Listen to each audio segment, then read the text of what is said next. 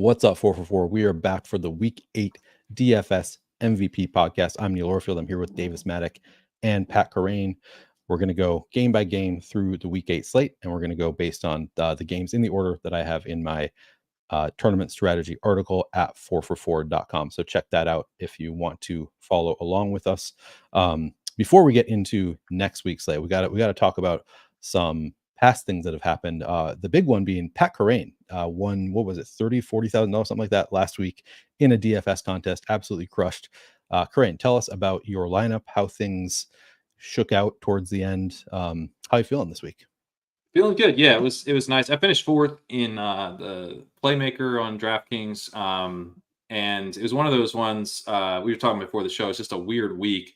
I was like, I've had these weeks this year where I'm like, I am not going to be doing much with this lineup, but it looks good in the 1 p.m. window, right? Sure. Like it's not going to turn into anything, but I'm feeling good about where it started, and that's exactly.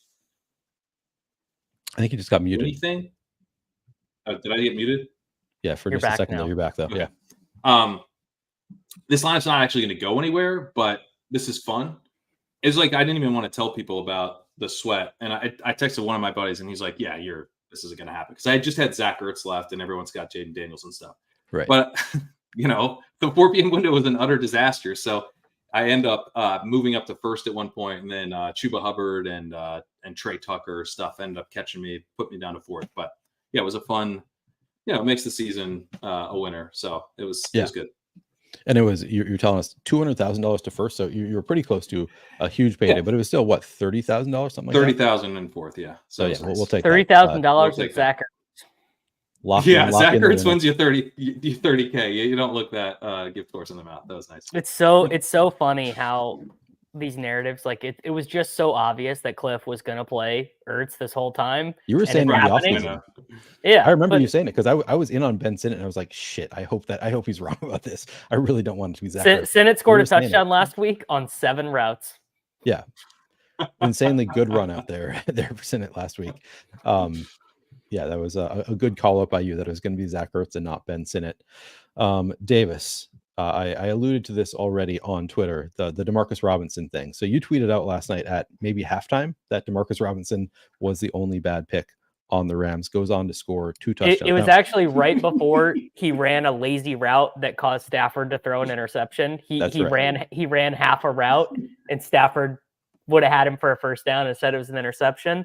And then I turned the game off. I was like, I'm going to bed, and I wake up at 5 a.m. and I get ready to go to the gym and I open up my phone. I check the box score and I saw that the Rams got to 30. So I was like, oh, the Cup had to have smashed. Right. No. Yeah. Nope. Cup was bad. I forget that you go to bed at like 8 p.m. like an old guy. Oh yeah. Yeah. So you didn't watch the rest of the game. It was fun in some ways. So I was super in. Obviously, this was our great debate throughout the summer. I was super in on DeMarcus Robinson. You thought he was a terrible pick. Here's the truth. I'm not gonna super victory lap a guy who had 16.5 fantasy points with 2 touchdowns. If he had like 8 receptions and a touchdown for 65 yards, then I'd be like, hell yeah, this is legit. But like, no, I think Tutu got more targets than him. If I was looking at the box score, Tutu should have had that one touchdown. Yeah, that was crazy. Yeah, well, he didn't attack the ball. He's the guy weighs 130 pounds. He's not going to attack the ball. He's just waiting for it to drop in the breadbasket. If he would have jumped, it should have dropped in the bread. Stafford waited way too long, and Stafford waited behind him. That was awful. Yeah, that was awful. I will say the big news here from this whole thing. Davis says he's retiring from player takes on Twitter, which is he didn't say that. Twitter is over now. I guess should we go to Blue Sky? If you guys want player takes, you gotta watch me on YouTube. I will, because like I can't even if I wanted to stop myself from being a hot take artist, I couldn't. Like it's not like I couldn't just talk about. I just couldn't talk about football for an hour without just being like, and Grant Calcaterra is the greatest tight end to ever play the game. Like I couldn't stop myself from doing it, but I can stop myself from tweeting. Yeah. You here's the thing. I don't think you can. I don't think you're going to be capable of stopping yourself from tweeting. So I've done it before, Leo. This is probably before your time. Might be. In the sense of you probably weren't on Twitter then, but do you remember when Odell Beckham Jr. was a rookie? Oh yeah. The huge. So Odell Beckham, I was basically like, this guy stinks. He scored all his touchdowns in college against Fordham. And then he had the rookie season that he had. I not only didn't tweet, I deactivated my Twitter account for like 10 days after. Do you remember the leaping one-hand catch against the Cowboys? Just deactivated my Twitter account for like 10 days. It's just like, I'm not dealing with this. Yeah. Interesting. All right. So when maybe you deactivate, can people not tag you? No, it just shows up like you type in @DavisMattic and no user would pop up. Then that's really you just can't be tagged. The thing is I'm self-employed, dude. Like I can't delete my Twitter account. Like that's the only reason I'm even not working for State Farm right now is that I have 70,000 Twitter followers. So like it's a real double-edged sword. It's very helpful having those Twitter followers when you are self-employed. Yeah, so probably a bad idea to stop tweeting because it's been working for you. I mean, even the Demarcus Robinson tweet that obviously backfired immediately in some ways. Great engagement there, just to everybody retweeting it, commenting, all of that. So probably not actually. It's one of those like all publicity is good publicity kind of situations, except for Davis is super annoyed about the whole thing. Is the only downside. The Javonte Williams one was funny. The Demarcus Robinson one was because like Javonte Williams, like I actually have him on my best ball teams. So I was like, in the end, this is really fine for me. But the Demarcus Robinson one, I literally don't have him on a team anywhere. So I was just tilting. Yeah. But it was 16.5 fantasy points. It doesn't actually kill you. Like it helps people who have him a little bit, but it's also like there are 0 buys this week. So the barrier to entry is going to be higher. Probably doesn't hit a lot of those lineups. Yeah. Or it hits, but it's like two points over replacement kind of thing. Right. It'll hit compared to something else usable. Yeah. It'd be better in like week 12, week 14, where there are actually a lot of buys. Of course, there are actually a lot of wide receiver injuries right now. So I guess that would be the flip, like not buys, but we still have plenty of wide receivers out. So it is helpful, but not actually that impactful. Turns out Derrick Henry, Demarcus Robinson teams are actually pretty good. Don't have any of those. I probably don't either because I don't have much Derrick Henry. RIP me. RIP all of us who were 0 RB drafters this summer. Just not going our way so far this year. But plenty of season left. Maybe we can turn it around. All right. And anything else on the game last night? Do you have thoughts on Cooper Kupp versus Puka Nacua? I know we've had that debate, not on this show, but like it's one of those things. It looks good, man. Nacua looks really good. Yeah. Probably just too small of a sample size to know who will be the alpha, even if they both. I think at this point they're probably both staying on the Rams, right? They won last night. I don't think they're going to make a trade here. I mean, that part was cool. They were basically playing for the right to keep the band back together. Yeah. Or keep the band together. Like you lose that game, Cooper Kupp is a Tampa Bay Buccaneer, Yeah. So that was cool. I feel. Is Justin Jefferson going to have the all-time greatest 18.7 fantasy points per game season where like he's really awesome and everyone's very clear that he's the best and that he was the right pick, but it's just not going to, the explosion's just never going to happen. With Christian Darrisaw out, I mean, that hurts. Like that hurts, pretty significantly losing Christian Darrisaw. Out? He's out for the season. Yeah. Damn, dude. So that's brutal. I mean, it's really brutal for Aaron Jones, obviously, too. Just overall, really, really tough for the Vikings. Yeah, not fun. Yeah. Well, we're going to go game by game here. I'm pulling up the article that I have written so I can figure out the order here. And the first one, to me, kind of a fun one. We have the Baltimore Ravens at the Cleveland Browns. The Ravens have an implied team total of 27, which is the second highest total of the week. All 32 teams playing this week, they have the second highest implied team total. The Browns, 17.5. That is the 26th highest implied team total. I'll open up with you guys.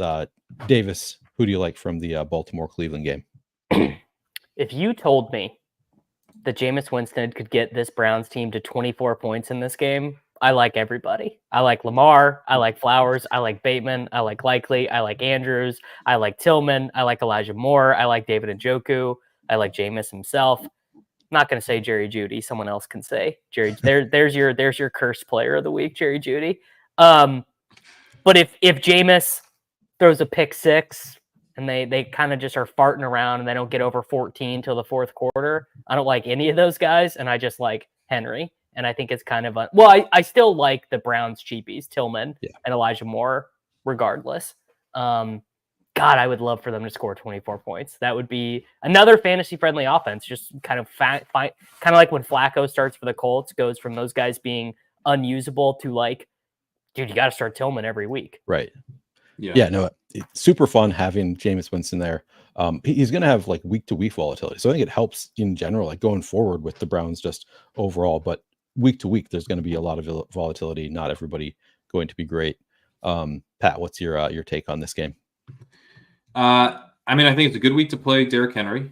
You get this run funnel Browns defense, and we also know that the Ravens, when they're ahead, really, this is a team with two modes. When they're ahead, they really run the ball. I mean, against the Cowboys, they had a 29% pass rate, and that was a game. Remember, the Cowboys are coming back. Like they just kind of went into run heavy mode and never came out of it. They had a 37% pass rate against the Bills. They were 49% last week against the Bucs, 50% against the Commanders. Like, this is a great spot for Henry. The Browns have a good pass rush, but a mediocre run defense. So I think he's probably my favorite piece in it, honestly, even though he's 8,100. David Njoku would be the other guy I think is pretty nice here, 5,100. Not like a ton of like obvious cheap guys. There are some guys I like cheap at tight end, but Njoku I think is very safe for volume. And, I think the easiest way to play Winston being effective, in part because I think he'll be like the schemed number one. He has a 17% first read target rate this year. Judy's at 11. Elijah Moore's at 11. Cedric Tillman's at 9, although, he's barely played, but he's not going to be like the top guy either. So with Amari gone, I think Njoku is probably the top option in the passing game. The backup quarterback to backup wide receiver narrative not doing anything for you with like Tillman? I guess, I was looking at Jameis, and because I was like, the narrative I had in my head was that Jameis Winston was, with Bruce Arians, and he took all these risks, and it was great, but he threw 30 interceptions, and so it ended, right?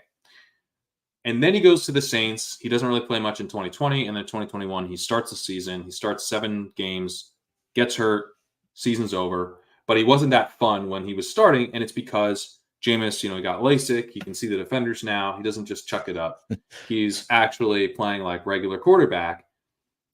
That kind of wasn't true when I went back and looked at it. It's that they just didn't throw. The Saints were like this really run-heavy team, and the Bucs were willing to pass. So his like deep pass rate was like lower in New Orleans, but still pretty high. His ADOT was still pretty high. So Tillman, he's an outside guy, but he's an 8.7 ADOT. So he's not been targeted deep downfield. I think if you were going to play that narrative, you might play it, and this is really gross, but you might play it through Judy. He's the guy, 13.4 ADOT. He's kind of been the deep threat. Maybe it would be Tillman. He's a bigger body dude. So I was talking about this with Jacob, who is a Tennessee Volunteers fan, and he said Tillman's good outcomes is like he's Cortland Sutton. Yeah. Okay. So you could play it through Tillman then. He hasn't been targeted deep much yet, but it's a small sample. We can throw it out, I think. So yeah, Tillman and Jameis is. I mean, Tillman at 3,300 or 3,300. Yeah, he's definitely in play. For me, as I play the largest field GPPs in general, I think this is a really fun, don't take the boat situation, take what could be the boat. That doesn't really make sense, but like just kind of the unknowns of this situation. It could be anything even about. It could be anything even about. It's kind of fun for me. Like I think Jameis Winston being projected for really low ownership, which I really didn't see coming. Baltimore giving up the most passing yards per game in the entire NFL this season. Yeah, because of Mix, Mariota is inexpensive there, and you don't really need to pay down at quarterback also because you have so many cheap wide receivers that unnecessary. But I think against Baltimore, again, most passing yards per game in the league against Baltimore this year. Jameis Winston, maybe he does just sling it. I think Deshaun Watson was so bad that he just kind of sunk the whole offense. So I'm kind of hopeful that Jameis Winston breathes life into this offense. It's a good spot. Amari Cooper gone means all of the receivers, they weren't really priced up for their new roles with Amari Cooper gone. I guess Njoku a little bit more expensive, but everybody's still pretty cheap and have bigger roles than they had with Amari Cooper there. So I really like this spot for large field GPPs. It's obviously not as strong for smaller field stuff, but just given the lack of ownership here, pretty intriguing. I mean, so the lineup I had last week, I bet on this this idea with Watson, who stinks. But this year, they've had pass rates over expected of 1%, 5%, 7%, 6%, then -4 and -6. But then last week they were at 5 again. And like, they just shouldn't be that willing to pass with Watson. Like, he's been so bad. If they're that willing to pass with Watson, maybe they're willing to pass with Winston, especially if he plays pretty well. And then you also have the Ravens being a major pass funnel. What I did last week is I stacked up Jefferson and Darnold, and I had I wish I had Tillman instead of Elijah Moore. He outscored him, and that would have been enough to get me first. But I haven't thought about that at all. David Njoku and Elijah Moore, I had like as a stack without Watson. I think you could do that with you could play a different quarterback, but I think you could do like two Brown. You could do an Njoku and a Tillman. Sure, even without as a little stack without Winston. Yeah, I think that kind of stuff is pretty appealing here. Yep, that makes sense also. But yeah, I have Jameis Winston, David Njoku to me are players that I'm like actually targeting. I'd like to get that stack.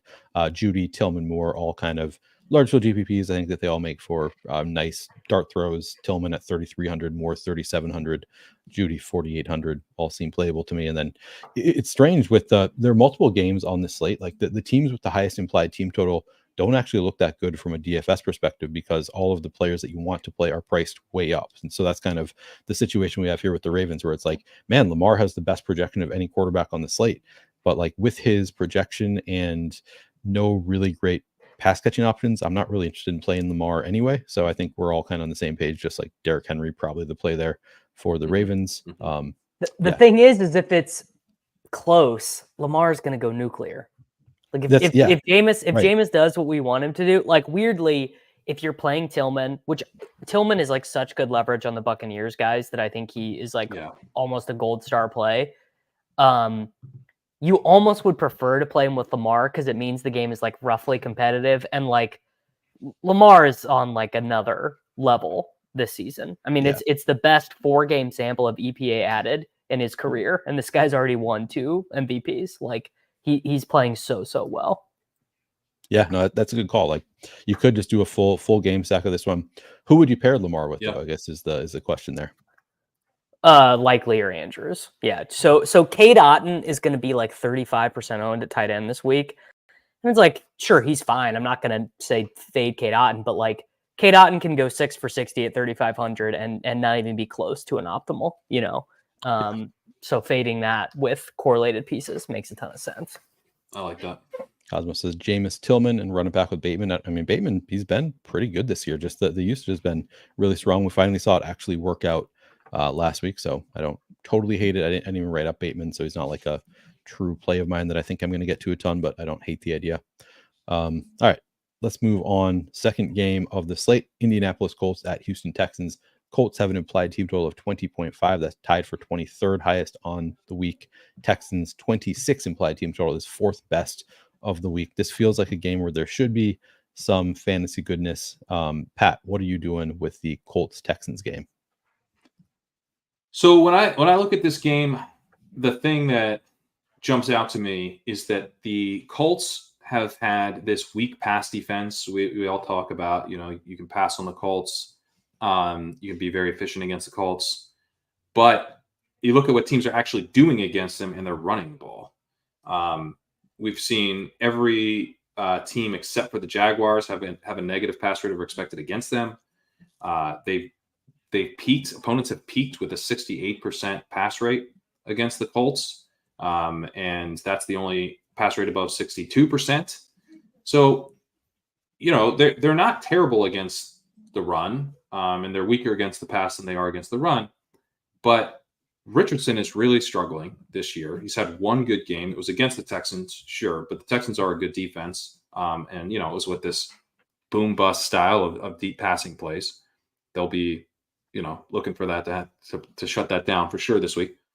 If Richardson struggles here, then the Texans have shown, a very conservative gear the last time we saw them. They went super conservative against the Packers, minus 13% pass rate expected, minus 22% on first down. I could see this being a Joe Mixon game. And I would prefer it to be a fun CJ Stroud game against this Colts secondary that I think he can light up. But just kind of knowing the Texans, the way they kind of have signaled they want to play, and the way teams are attacking this Colts team, especially if they're not going to put up points on the other side, Mixon kind of stands out to me as the safest way and still a very high upside way to play things. Yep. Some different takes on Mixon in chat. FF Doom says we can't let Mixon keep getting away with this. I don't know. Davis, what are you playing from this game? So like what is happening with the Colts is they know their secondary is so bad that they're like actually asking you to run on them. They're like, oh my God, if you really chose to pass, you could just do whatever you wanted. So please don't. Please just run the ball against us. And Bobby Slowick would love to do that. Yeah. He'd love to. Yeah. He'd love to be like, all right, thanks. The thing is, though, is it feels like a real diamond gem mine guy, the guy who's mining to the end of the tunnel and then quits before he gets to the vault, where it's like, oh my God, CJ Stroud was 2% owned. Diggs, who like raw projection is like the wide receiver 8 of the slate, is 1% owned. Tank Dell is 4% owned. Dalton Schultz is 1% owned. And CJ Stroud threw for 380 yards and 3 touchdowns at total, no ownership. So my thought is, I don't know. I'm pretty undecided. Like you were leading basically. I know. Because I know that Stroud obviously can do it. Like if you told me those were the stats that he had this weekend, I'm like, yeah, sure, he's CJ Stroud, he's awesome. But like the thing I have an issue with is like trying to bet on coaches figuring it out. Mm-hmm. You know, like Slowick is not going to change his spots. No, it's just not going to happen. Yeah, it's if you're playing a one-off, do you have like a favorite outside of Mixon? Is the obvious one. If we're assuming that Slowick is just going to run the ball, Mixon against this Colts run defense should be very good. But you know, Tank Dell is it the one-off Richardson? It's 5,800. Yeah, I don't play Richardson unstacked. I just it's not something that I do. I guess maybe it's better in small field stuff. It is. Yeah. What would you play him without any like Josh Downs? Nobody else. Just I think I'd play him maybe with a Texan. Okay. I don't think I'd play him because the problem with stacking Richardson right now is that Pittman and Downs are inflated by Flacco, right? When there actually was passing volume. Yeah. I don't think their prices really work. So Richardson is 5,800 though, and you're betting that he gets there with rushing and stuff. And then you just go stack something else up without the quarterback. Yeah, I could see that. Yeah, I mean, I wrote up several players from this game, but not many actual targets. They're all MME plays. I had Richardson. Josh Downs, I just think that the talent is good enough. He's cheaper than Pittman, so I threw him in there, but not like somebody I'm actively targeting. The only targets I had from this game are Mixon and Tank Dell. I included there, just still not getting a ton of ownership, 6,300, 17 times. He's a good play, yeah. Targets, yeah. Without Nico Collins, I don't know, just feels like he should still have a prominent role. MME plays I just listed, Davis already listed them all. Diggs, Schultz again has better target share without Nico Collins there, and CJ Stroud. I went back and forth. I ended up including CJ Stroud just because I wrote up all of his pass catchers might as well. He's sort of like Mahomes now, where it's like he's clearly very good, but also he's too expensive for the exactly what he output. Is. Yeah, just like doesn't really run, hasn't really put up any scores that you really want, but like good enough matchup. I decided I wrote him up, but don't feel particularly strongly about it. How much do you guys think? Just comment here was that Pierce was the best guy to stack with Richardson, but how much do you think Pierce is on DraftKings? Do you guys know? I think it's like 5,300 or something ridiculous like that. It's 5,000. Yeah, 5,000. Yeah, it's like no, crazy. I won't do that. So that's where I think you're basically locked out of stacking him. Didn't he have like 2 long touchdowns the last time this game happened? Maybe it's it was week 1 and Richardson was the quarterback 1 of the slate. Yeah. So I mean, if that happens, you win, but it's a lot. It's a lot. Can't get myself to do it. It kind of makes the Richardson price feel like it's just it's a 13 game slate with like loads of like crazy good options. Yeah. But Richardson could be the quarterback 1. I don't think I'm not worth it. It has to be naked, I think, though, because even Jonathan Taylor is 7,500. So it's tough. I'm probably not going to get there a ton. Probably enough on this game. Like you said, it's a 13. It's actually 14 games when you include FanDuel also. So it's going to be a long slate. So we don't need to belabor where we don't have really strong opinions. Packers at Jaguars. Packers have an implied team total of 26.5, third highest on the week. Jaguars 22, 19th highest on the week. Another one with some intriguing plays just based on the matchup. I think I'm going back to Davis here. Davis, what do you have in this Packers-Jaguars game? My instinct is that if I'm going to play a 4% owned quarterback, Love is the way better one than Stroud. Quarterback ownership is really flat this week. Weirdly, I think Bo Nix is going to be the guy who ends up getting like super owned. Yep. Like Love leads the NFL in touchdowns and in interceptions, which is like perfect. It's like exactly what you want out of a fantasy quarterback. You know, Reed is the best, but he's the most expensive. They were talking about on Pete's show on the 1 week season stuff about how when Reed comes back from injury, they've done this in the past where he misses a week from injury or he gets banged up. They're really conservative with him the next week. So now he's a week removed from that. Dobbs has obviously been great. Wicks and Watson are just like stone, like splitting their routes 50-50. Whoever catches the touchdown in a given week between those two guys is going to be the guy you want. I mean, obviously, I always prefer Wicks a little bit, and Tucker Kraft. I mean, the thing with Love is I think you actually almost, like, it's so unlikely to me he ends up being optimal with a double stack because they spread the ball around so much. I think you want to just do it with one guy and then hope that he throws three other ones, but it's like those guys catch a touchdown and they DeMarcus Robinson it. They don't top 15 points with a touchdown. Yeah, and we've seen that from Love. Thoughts, Pat? Yeah. Although, I mean, the prices do kind of make the triple stack with Reed, Dobbs, and Kraft appealing to some extent. Because I think I agree with you, Watson and Wicks are splitting. Wicks, I think, I'm actually kind of intrigued by on the per route stuff. I'm kind of ready to get hurt again there, but not at 5,300. I'm not. So I'm just, you get all the guys definitely running routes at reasonable prices. I think Love is, like, when I wrote up Love, I was like, this is going to be a smash. But then when you write up, it's like, okay, now can I predict it? No, still can't. You play him with Reed and the weeks where Dobbs scores 2 touchdowns, whatever. But Reed is the one who can put up the 30 ball. The other guys can't really get the bonus. I mean, Kraft is shown Kraft, sure. Yeah. Cosmo asks, is triple stacking a quarterback ever an option? It definitely is, like, depending on the slate, and also the contest. Like, it's tougher in a Millie Maker, but I still think there are some slates where you can do it in a Millie Maker, but obviously smaller field. You certainly. I want to have the tight end usually. Yeah. Neil, do you watch the Gilcast?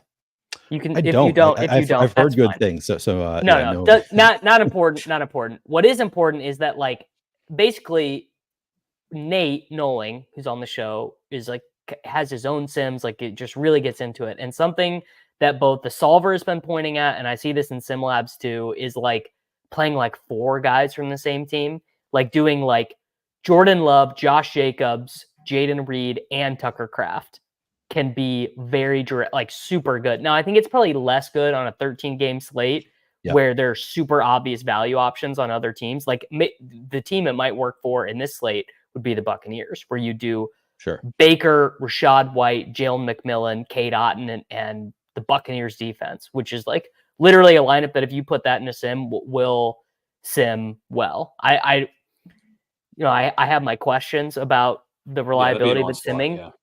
But I mean, Nate had a lineup that got second in the SPY 2 weekends ago. That was that lineup that had 5 Buccaneers in it. It was the week Godwin got like 38 or whatever. And the Packers could be. The problem is they're also that included he had running backs. He had Bucky, I assume. So he was. No, it was the week before Bucky got active. Okay. So it was Rashad White. He had Baker, Rashad White, Godwin, Otton, and the Buccaneers defense. It was the week they played the backup Saints, like the loser Saints. Yeah. Okay. This team would not be the spot for it because the Packers are all too expensive, but you could definitely play 3 of them together, I think, like with Jacobs. That was exactly the point I was going to make. Is like, I think it is viable on some slates. I don't think I would do it on this slate with the wide receivers, just because of the pricing and like so many good value options that it feels unlikely that like 3 or even 2 Packers plus the tight end put up scores that you want relative to, like, Jordan Love would have such a massive game for Dobbs and Jaden Reed to both hit at their salaries relative to all the value guys. So it feels tough to do. It's a big slate. It is tougher. I think I'm maybe more interested in the like a Reed Kraft double than the Reed single, but Jacobs, Jacobs is a really good play here because you're looking at, I think, an awesome matchup for the passing game. Just a tremendous matchup. Then the question is, who scores the touchdowns? Can we predict where the touchdowns funnel? And in the receiving case, it's really difficult. But what if it's just Jacobs scores 2 or Jacobs scores 3? It's like he could be really, really well set up by a passing game that's going to be moving the ball up and down the field. And I think by a Jacksonville offense, Trevor Lawrence has been pretty efficient over the last 3 weeks. Not a ton of passing volume, so we haven't really like felt that in the fantasy world. But his efficiency has actually been pretty decent, and maybe he keeps them in the game enough to where the Packers are continuing to put up points, and then maybe salting it away at the end with Jacobs. So I do think Jacobs has a really high ceiling this week, and is not a guy I'm usually very excited about, but I think a very strong play. Yeah, agreed. I think Jacobs looks really good. Just a really, really nice matchup in general here for the Packers. On the Jaguar side, I had Evan Ingram as an MME play. I don't think I'm really going anywhere else. Nobody just really projects that well point per dollar. Do you guys like anybody better than I do? I think Ingram's a small field play too. Yeah. He's just a good play. I just would rather play Njoku than Ingram. I get that, but I get that. I think they're both strong plays. It's weird because I think the Ravens are like more of a pass funnel, but the game environment could be worse if the Ravens go super run heavy. Whereas this could be, the game environment I think could be a little bit. It could be, a little bit more back and forth, as opposed to one team just trying to salt it away the whole time. Yeah. Cosmo says no BTJ. Yeah, he didn't make it for me just because they're so, it's such a large slate. Like I thought about writing up BTJ. I think the talent is there, but just not quite for me. I think he's the type of guy you just force in. Like I think he's the type of guy because the Packers safeties are really bad. Like they have this guy Xavier McKinney who's awesome, but he's more of kind of like an old school like hit him and make him drop the ball type safety as opposed to like a ball tracking safety. I think Thomas is really good. Yeah. I think that's the thing. I think he's just one of those guys. It's like, you remember, again, Neil, I don't know how long you've been playing. You remember Will Fuller's rookie year where like basically people kept being like, well, this isn't going to continue. And then he just kept getting a bunch of points every single week. It feels very similar to me. Yeah, it's certainly good. And he's done it in bad matchups before too. This is not like a bad matchup. We've seen BTJ. I don't remember what it was, but I think one of the London games, it was like, oh, this is a bad matchup for him. Like he doesn't set up well for a BTJ game, and then it just didn't matter. Like he just scored the touchdown, has the long bombs. Like he's just good enough. So the matchup. He has 2.6 yards per route run, and is the team's number one wide receiver. Like at 6,400, that could look really cheap. He didn't jump out to me, but I have no pushback on the idea of like he might just be him. Yeah, he might just be him. I think we talked about all of the relevant plays in this game, so we can move on. Tennessee Titans at Detroit Lions. Titans have an implied team total of 17 with Mason Rudolph at quarterback. Now that's 28th best on the week.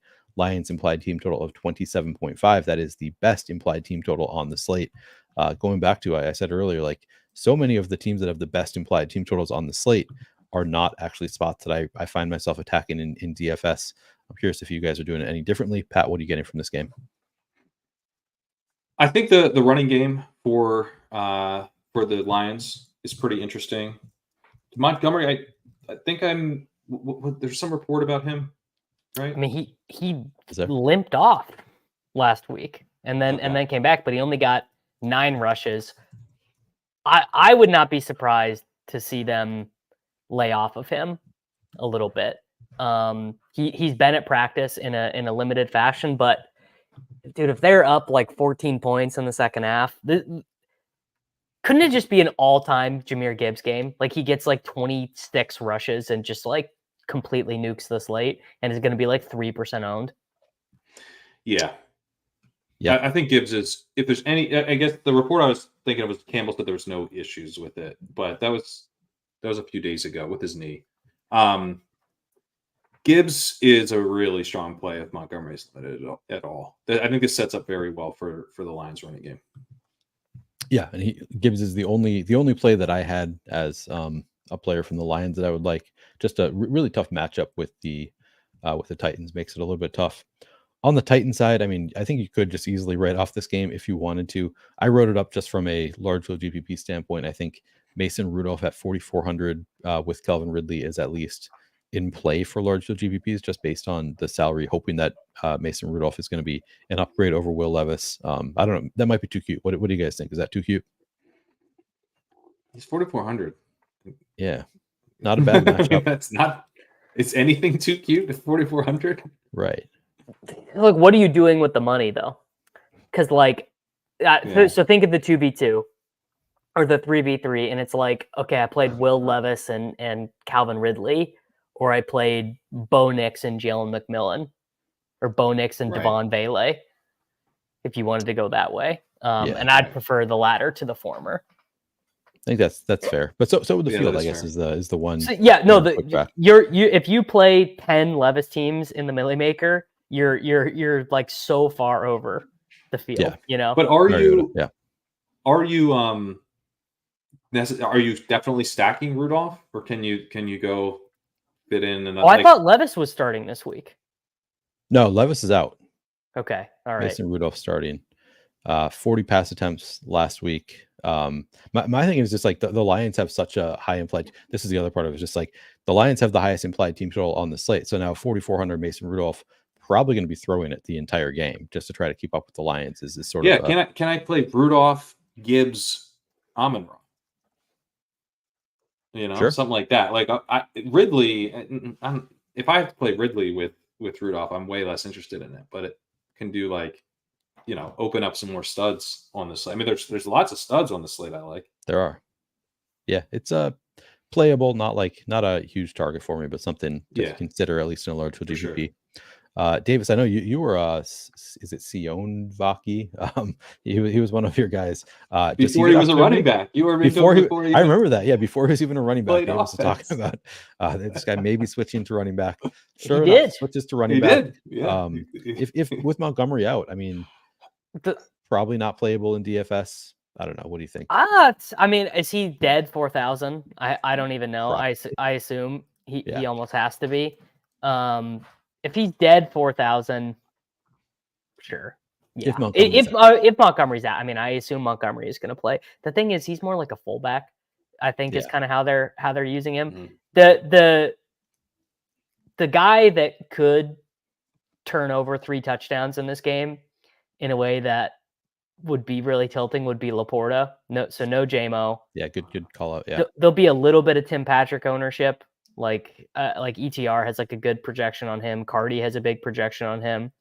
I mean, I won't play any of these guys. I'm not even really wanting to play St. Brown, but like this, like you could see Dan Campbell being like, Sam, we got to bring you in the fold. You've been a good soldier out there. You've been blocking. You know, we're gonna get you your touches this week. And you turn up the game over in the third quarter, and Jared Goff has completed 18 of 19 passes for 188 yards, and Sam Laporta has 3 targets, 3 receptions for 18 yards and 3 touchdowns. Yeah, could happen. I could definitely see that. Yeah. Somehow it got more believable when you added the 3 touchdowns. That's when it really clicked for me. Sounds about right. Well, because it's such a Laporta-ass stat line. You know, totally. it's like that's a George Kittle classic. Kittle will go 3 games in a row, and then they'll be up against a cupcake, and Shanahan will be like, if this guy gets less motivated blocking, the whole team goes to shit, so we got to feed Kittle. Yeah. Yeah, I do worry a little bit about Laporta. Like, I wanted to write this up as like, Jameson's out. Jameson has been blocking Laporta. Laporta's going to feast. But Jameson Williams, so on first read targets, he's at 13%, which is 54th percentile. It's not super high. And Laporta is in the 6th percentile, which is 6%, and that's 18th percentile at tight end. It's not like Williams necessarily opened up. What Williams opened up is, like a role that Laporta has nothing to do with, this downfield, playmaker. That Laporta has been more of an underneath yak producer. So it's not like similar targets are becoming available. And then not like a huge piece of the game plan has even opened up here. So I don't know. I mean, if anything, I think maybe targets funnel more to Amon-Ra, who I do think is pretty interesting here. He's not my favorite in like GPP type setting because he is expensive, and I like more like his floor. But like in the draft games, I think he's pretty interesting. Like if you're, you're kind of budgeted out basically because you all, you have a pick in each round. I think he's more interesting in like BRs and that type of stuff. No, he is really interesting because you can control ownership in those games. Like you have a much better projecting ownership in those is much more of a science. And yeah, like Laporta is going to be like 3% owned on 3% of teams, like really, really low. Yeah, that's a good point. Yeah, for sure.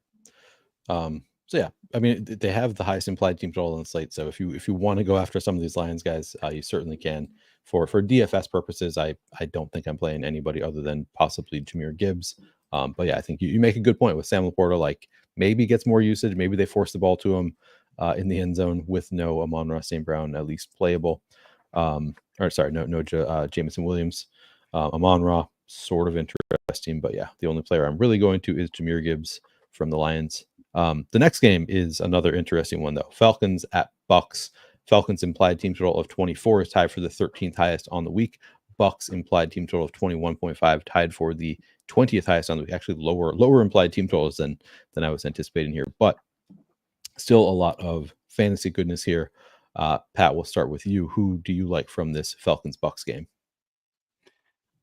I'm not that into the cheap stuff here. McMillan 3,700, Palmer 3,500, Otten 3,500. They're all going to come with some ownership. Otten potentially massive ownership. McMillan will be super popular. I just got like the So I wonder if McMillan will be super popular because he does not project that well. So like if you, choose your, I just happen to have one projection source up that has him as a negative DK value at 10.1 points. Because what projections people are doing is they're basically splitting Palmer, right, Shepard, Otten, McMillan. They're not really making a definitive stance.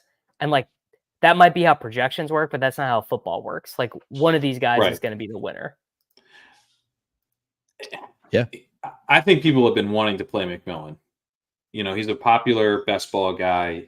It's not just that like Evans or Godwin is out. They're both out. And you're like, who are they going to like?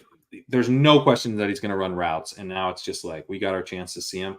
I think people end up playing him at 3,700. It's going to be a fun click, I think. But I'm not actually that excited about, so maybe I'm wrong. Maybe that doesn't end up being that popular. But my feeling with this matchup is that you can run on the Falcons. Falcons have a below average run defense. They have below average pass defense as well. But we just saw a shootout between these two teams. And so, it's fun to think through it as a shootout again, but I could see the Buccaneers. The kind of most obvious thing for them to do here would be to pivot away from the passing game after they lose Godwin and Evans. Like Godwin and Evans were playing awesome football. Evans was being double teamed 29% of the time, still had 1.99 yards per route run. 1.71 yards per route run. Chris Godwin had 2.36 yards per route run, getting targeted a ton, 27% target share. More on the shallow stuff, but that was a big part of what their offense was doing, getting the ball out super quickly to Godwin. Him and Baker Mayfield were really dialed in. I don't think you just like replace that. I think the offense just gets worse and potentially a lot less pass heavy. Yeah.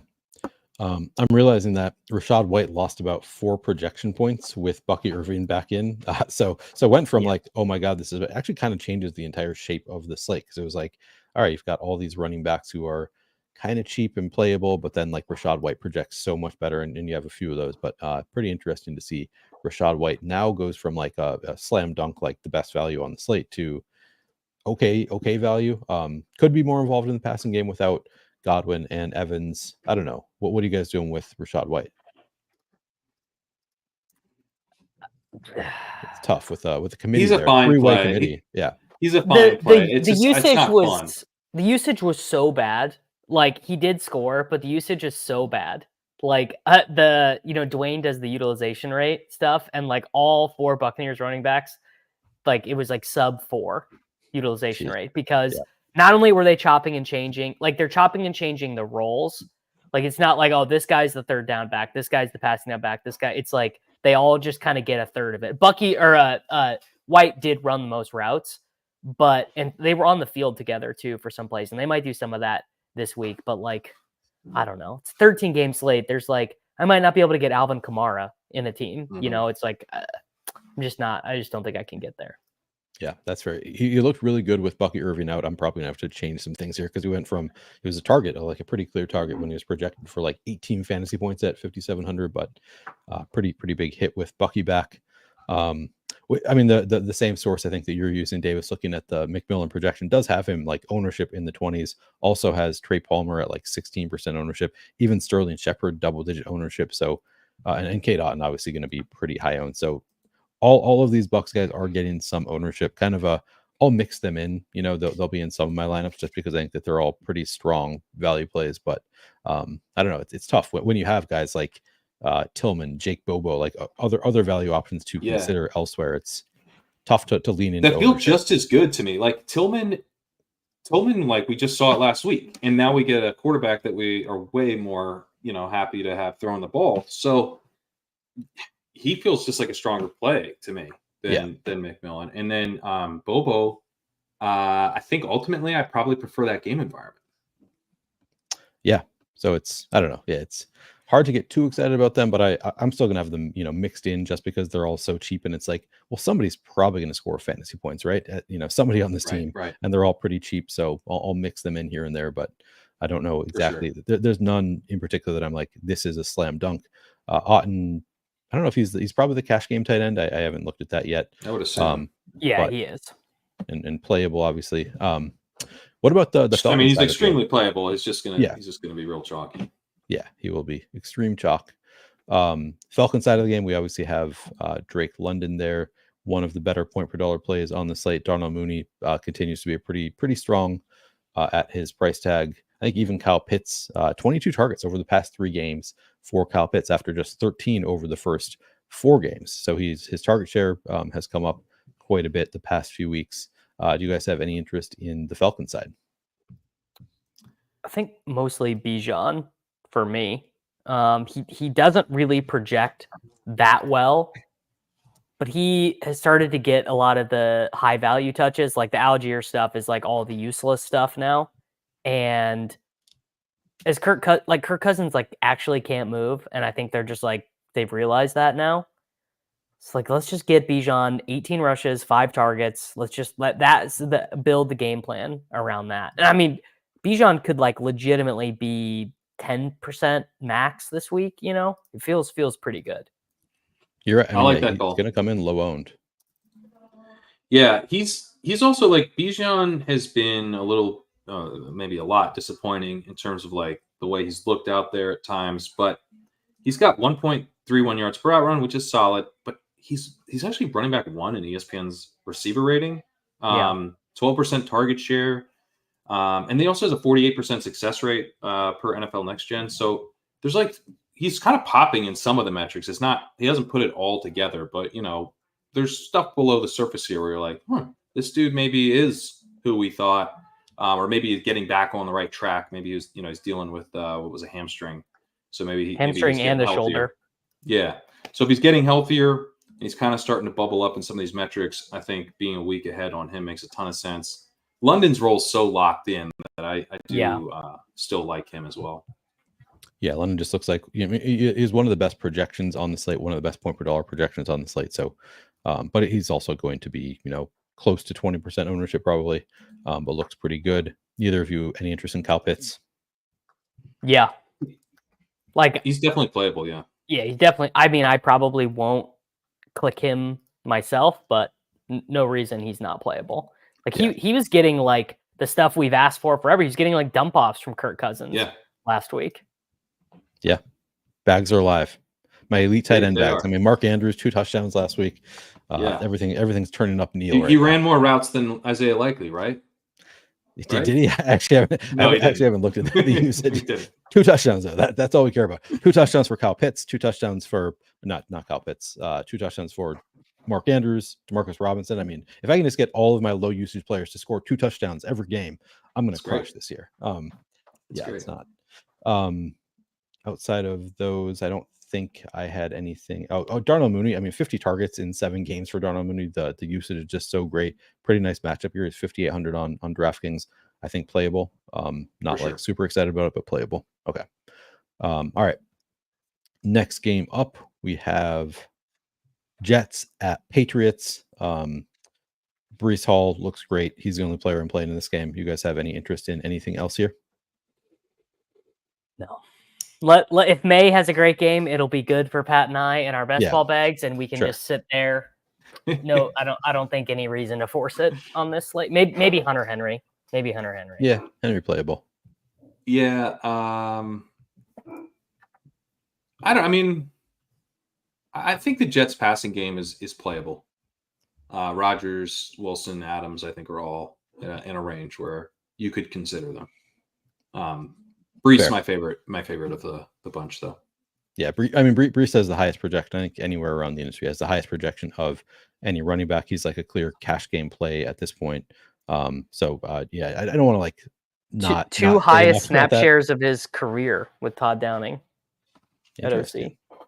Yeah, so Breece Hall definitely extremely playable. Projects, like I said, the best projected running back on the entire slate, also projecting for over 30% ownership. So, you can certainly play him. He's going to look great against the Patriots, going to get a lot of usage, but also you're playing him with a lot of the field.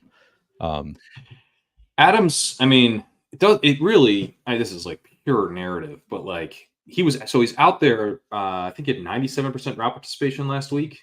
So, they're not easing him in, and he's going to score a touchdown. He's going these, if they're at the 3, if they're at the 4, like, Aaron Rodgers is checking out of the run play and he's throwing a touchdown. So it's the most obvious thing of all time. Yeah. Like I am not a very like narrative guy. I kind of tend to bet against the narratives. I refuse to believe the Marshawn Lattimore, Mike Evans narrative. You're going to give me another 10 samples of it paying off before I finally realize it's real. But like this, it's just going to happen. He's going to throw a touchdown to Devontae Adams. It's not a narrative. This is going to happen. It's just, I've seen it. It's happening. But at 7,100, is it going to be enough? Like he's going to maybe it wouldn't be enough. But you're a bonus. You're starting with the touchdown. Right. You're starting with you have a baseline of 7.2 fantasy points at the least. Right. Right. Yeah. But it's true. I don't know. Maybe it's not enough at 7,100. But man, it's just hard. I think Rodgers at 5,700 is playable. So, Adams and Rodgers, that seems like a viable stack. Yeah, I agreed. I think it seems viable. It wasn't one that I wrote up, I think, just because, again, such a large slate that it's like, I'm not prioritizing this one, but you can certainly make a case for it. Breece Hall, the only like target of the game. I'm not doing anything with the Patriots. Obviously, we don't talk about defenses on this show. I think the defense is probably viable, but we just don't really talk about that. Next up, Philadelphia Eagles at Cincinnati Bengals. We just learned that T. Higgins has a hamstring. So that's going to affect things a bit here. But this looks like should be a pretty good game environment. Eagles implied team total of 23 is tied for 15th best on the week. Bengals implied team total 24.5 is the 11th best of the week. What are we doing with this game, Davis? Jamar Chase is my gold star play this late. I'm was looking forward to getting Jamar Chase at like 6 to 10% owned in contests. I think now it'll probably be more like 14 to 16%, maybe more. One, it's just very easy to get him in the context of all this. We've been talking about that a lot, but now that T, I assume he probably won't play. Like we saw this the first 2 weeks, like he practiced in limited fashion and just said, I can't go. I assume it's the same hamstring injury. By the way, I have an injured hamstring right now, and it's a real pain.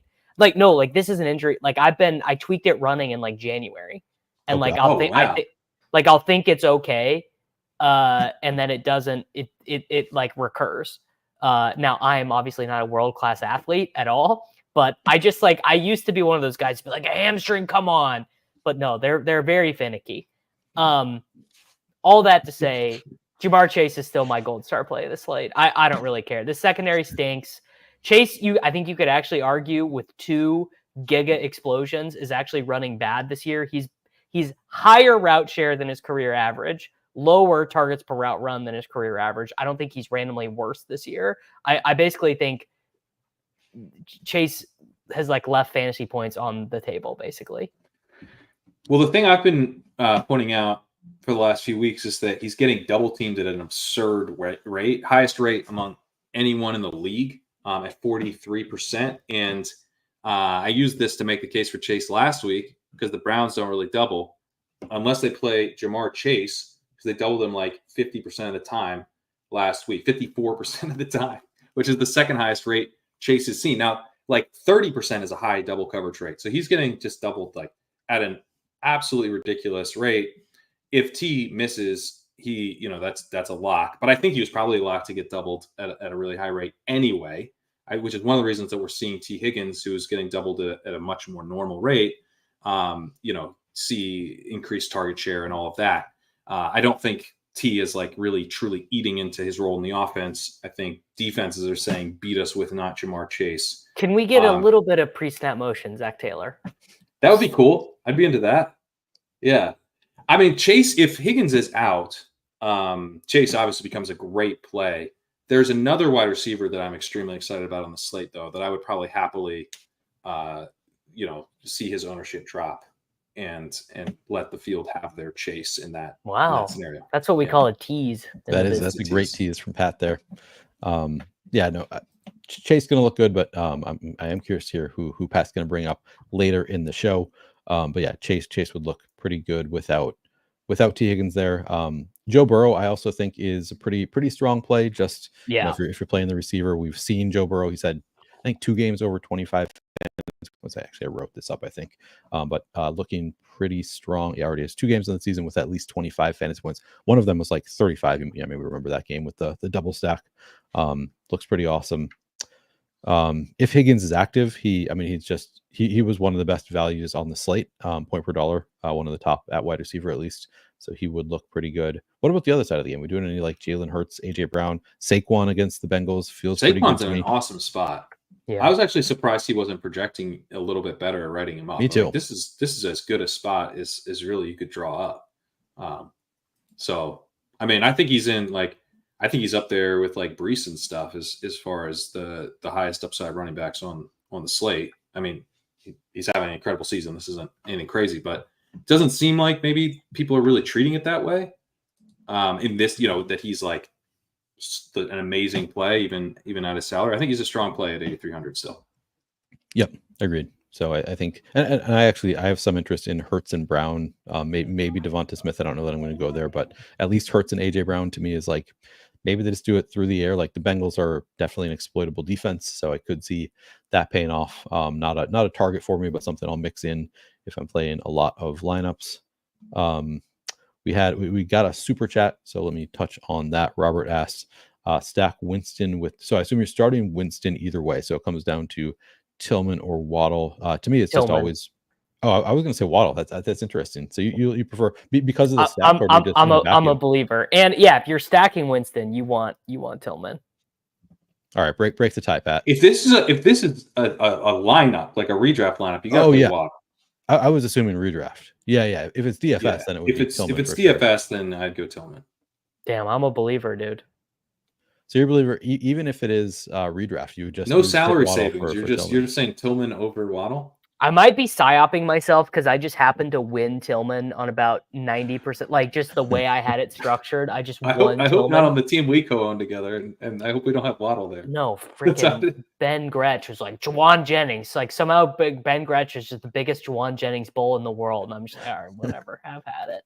No, we did win Tillman. All right, but do we have Waddle? Is now the other question. So just for the record, I'm team Waddle there. Looking at the projection source that Davis and I were referencing earlier, Cedric Tillman projected for a little over 8 fantasy points, Jalen Waddle 13. So 5 fantasy point spread there, more than 5 actually. If it's a salary game, then probably difference. Tillman. If it's not, Cosmo asked how do you know how much a player will be played? We don't. It's all, these are just ownership projections. You can find them like basically anywhere that does projections. I think also does ownership projections. But we also don't know how many points they'll score, and it's easier to predict the behavior of other people than it is to predict the NFL. So yes, no one knows exactly what the ownership percentages will be, but like Kate Otten at 3,500 point per dollar, the projections, like the way lineups are all kind of fitting together, like he's going to be really highly owned. And dialing in the exact number is difficult, but we can be pretty sure about that. So it's important because it is more predictable than the actual points. Yep, it's weird. The ownership projections are generally directionally accurate. You know, some weeks better than others, but usually kind of give you a ballpark of where a player will come in at ownership wise. Anything else from this Eagles-Bengals game? Calcaterra did run 90% of the routes last week. Did he really? Wow. It just happened that, Neil, you know how many aimed throws Jalen Hurts had last week? So non-throwaways, non-sacks, non-scrambles. Who did they play last week? The Giants. They won 28-3. Oh, right. And it was the Saquon game. So I'll go with 15 aimed throws. 11 aimed throws. So Calc did not get there last week. Yeah. I think he is a pretty interesting leverage, like salary leverage on Otten, where he's less expensive. The role is basically the same. He's kind of the same kind of non-target earning, get a touchdown style tight end. I mean, his teammates are obviously way better, but I think I was directionally accurate with Calcaterra last week. Yeah. I agree. 83% route participation is legit. Yeah. So for a tight end, they throw. Yeah. What do you think of Yoshivas? If T. Higgins is out, does Yoshivas come into play? He's like the worst target earning wide receiver in the NFL. It's so bad. Like every throw towards him, except for in the end zone, there's like 3. It's true. There's like 3 defenders in his jock. Like I just. You guys watch Real Bros of Simi Valley? No. Okay. Never heard of it. You're not gonna get the reference. For anyone out there, we need Jermaine Burton to go full Bryce going back to high school to get his high school diploma in his late 20s. Just putting on the suit, dressing up, first day of work vibes. We need Jermaine Burton to get his act together because there is opportunity here. I actually have big bags of both of them. I drafted so much Yoshivas pre-draft and then a little bit post-draft also, but post-draft I drafted so much Jermaine Burton, which feels bad right now. Does not feel good at all. I thought it was just like, he's going to be the wide receiver 3 on a great offense. Like, of course I want Andre Yoshivas in the Tyler Boyd role. And so I'm with you. Because my takeaway, even though I don't know the reference, I'm pretty sure you're saying you want Jermaine Burton to play, which I would be in on that. Yeah, I want Jermaine Burton to grow up. He was technically active last week. 3 run blocking snaps. Coming up on so this is another very fun one. Arizona Cardinals at Miami Dolphins. Cardinals have an implied team total of 21.5. That's tied for 20th best on the week. Dolphins implied team total 25, tied for the 9th best on the week. We get Tua back for this game, which really opens up a lot. I think I went to Davis first last time. I also know that Davis has some strong takes on this game because I've read his expert survey. So I'm gonna go back to Davis for this one. What are we doing with the Dolphins and the Cardinals? Yeah, everyone here is just underpriced by about $1,000, right? Tyreek should probably be 8.1. Waddle should probably be 6,000. A-Chain should probably be 7,000. Jonnu is 3,600 after leading the team in receiving the last 2 weeks and like has 90% route participation as a tight end.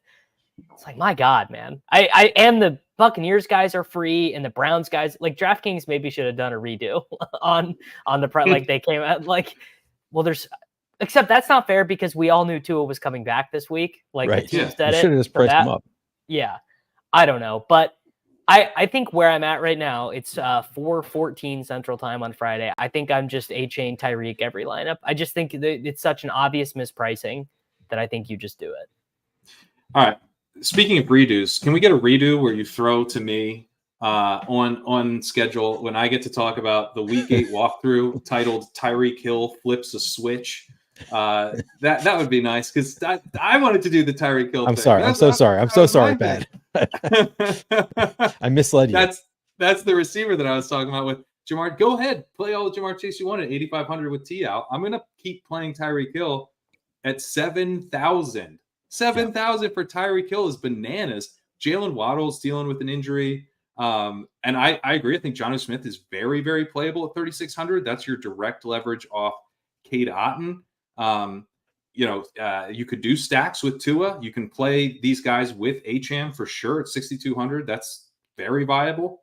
Tyreek, if he's sub like 40%, I'm going to be jamming him. You've got to really, and this Chase stuff, I think could help keep him tame. I mean, he's not going to, he'll tame to me would be like 25%, but I would be very psyched if I flip it over and I have a ton of Tyreek and he's sub 30. Like I want to, I want, that's it. I don't even need to see what happens in the games. It was a good week for me in GPPs. All right, so some strong takes on Tyreek Hill. He's an obvious cash game play also, but yeah, he's being projected for sub 30% in GPPs places that I'm looking. So yeah, wheels up for Tyreek Hill. Do you feel, Pat, as strongly about Devin Achane as Davis does? I think he's a really, really strong play too. Yeah, I think it's easier to see Tyreek Hill. It's just a little bit. It's so clean. Like the Tyreek Hill setup, so clean. The thing that jumps out to me. A bunch of things jump out to me, frankly. The Cardinals defense is so bad against the pass. They're dead last in dropback success rate. They're 31st in PFF's coverage grades. They're dead last in pass rush win rate. They're 31st in pressure rate. Sensing a theme here, right? They are terrible at defending the splash zone, 10 plus yards and over the middle, which is the whole deal. That I started looking into this because I was like, wow, Mike McDaniel is really throwing to the deep middle of the field a ton. And then I saw some, work that Hayden Winks had done, talking about how valuable those targets are. And it's like, wow, it makes a lot of sense to do this as the core piece of your offense. They haven't had Tua, so have those targets dried up? They have not. Jalen Waddle is 91st percentile in splash zone target rate. Tyreek Hill, 74th percentile. Jonnu Smith leads all tight ends there. Jonnu Smith, 78% route participation against the Colts, and has had a pretty strong per route profile. He's at 2 yards per route run, 23% targets per route run. He's been route participation around 50% most of the season, but if he runs routes again like last week, he is a really, really strong play. And I think he can get there even on more limited 60-ish percent if this offense really clicks here. So the passing game, it's like the Cardinals are so bad. They're particularly bad at defending the thing that the Dolphins want to do. They've still been doing the thing even with Tyler Huntley, Skylar Thompson at quarterback. Tua's back. They're going to attack the deep middle. Let's play these guys. What about are you playing some Waddle too? The Waddle injury stuff makes me a little bit more nervous. If that keeps people off him entirely, then I would be willing to play him at low ownership. But if he's like in the teens or the low 20s, I think I'll probably stick with the more high confidence pieces because they're so underpriced. And by the way, Achane, you did ask me about him, and I kind of talked more about Hill, but Achane, just super excited. Yeah, he's got 1.67 yards per hour on a 14% target share. I think if you're playing this game as like the Dolphins just attack through the air, that Achane still can be a big part of that attack. And, his salary's low enough to where he can pay it off. I mean, if he catches enough passes, he can pay it off without a touchdown, can he? Absolutely, yeah. He's just involved enough, certainly could. The other one that I didn't actually write him up, but I kind of thought, should I be? Because we like the Dolphins so much. I'm not playing any Tua currently. I don't have him, didn't write him up. Do you guys have any interest in playing Tua, or is he just doesn't run enough? We have too much value. I think we can play him.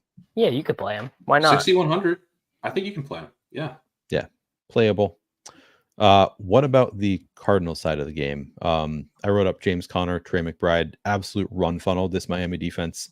Do you guys have any interest in Conner at pretty low ownership? McBride, I actually don't know what the ownership Miami is there. front seven is really, really bad. And Conner gets like, remember Trey Benson? Vaguely. So yeah, I mean Connor, it's like so funny because like Javante's there, A-Chain's there. Like cards are gonna be turned over. Connor's gonna be 8%, and he's gonna get his 22 DraftKings points. Just feels sort of inevitable. So maybe we should be the guys that are playing those DraftKings points instead of not playing them.